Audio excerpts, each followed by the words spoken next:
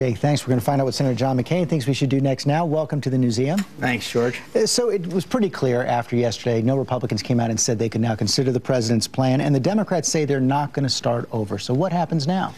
Well, I hope that they would start over. The president's very good at defining the opposition's position in a way that's most favorable to him. He said, for example, we can't afford another year of debate. We're not saying we want another year of debate. What we're saying is, let's start out on these areas we agree on, whether it be medical malpractice reform or taking care of those with pre-existing conditions or a number of other issues, and go step by step. And the other aspect of it is, you would not know from the way the vice president just spoke, the American people overwhelmingly are against what they're trying to do. And they really are. The reason why I brought it up yesterday was not because of the campaign, but because the American people don't like these unsavory deals. The issue came up twice about Florida, and the 800,000 people, because where they live in Florida, will not be subject to Medicare Advantage cuts. Now, you know, Medicare Advantage is a very popular program with seniors. Now, you can argue, I don't agree with the argument that it might have to be cut, although I don't agree with that. But to say carve out one group of 800,000, and there's 300,000, 30,000 in my state who have Medicare Advantage that are going to be cut. But when you made that point, that's unsavory. That's unsavory. The president said you had a point there. He also said he was willing to work with Republicans on malpractice reform, on health savings accounts. Does that mean he's going to undo the pharma deal, the hospital association? He's going to now he's going to go back to his position where he supported drug reimportation from Canada instead of the deal they cut behind closed doors? He did lay out 3 or 4 areas, including that Medicare Advantage issue, where he said, you know what, you guys might have a point, let's look at it. And all he closed with was a plea for Republicans to look at his ideas. Take a look.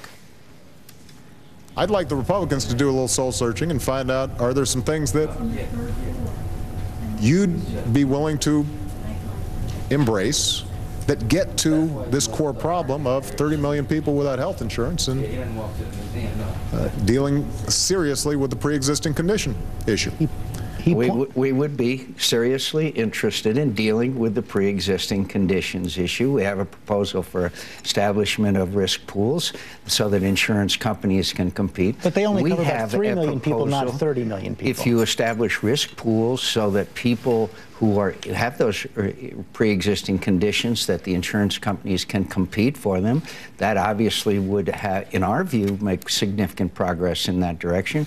If you lower the cost, the thing that's driving people out of health insurance in America is the escalating and dramatically increased cost. And here they are with a program that's another $2.5 trillion cost to the taxpayers. So we are ready to work on a number of issues with the president, but we want to do it step by step. So we don't want this budget gimmick. We don't want the budget gimmickry that gives you 6 years of benefits for 10 years in taxes. I mean, that's crazy. That's Bernie Madoff accounting.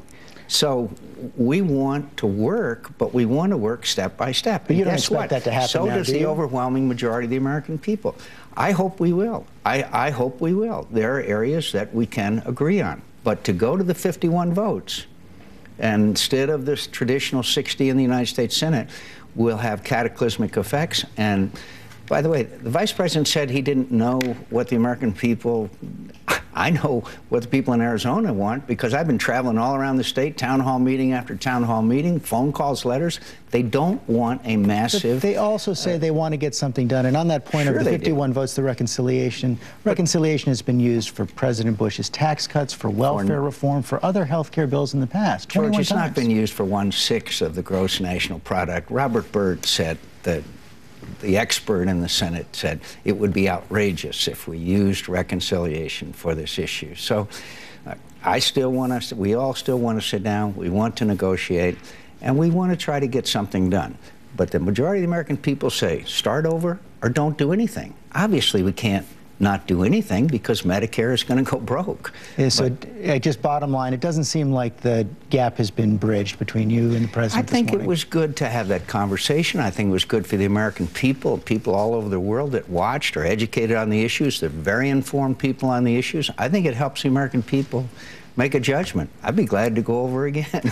Okay, Senator McCain. Not soon. Thanks for your time this morning. Thanks, George. Now,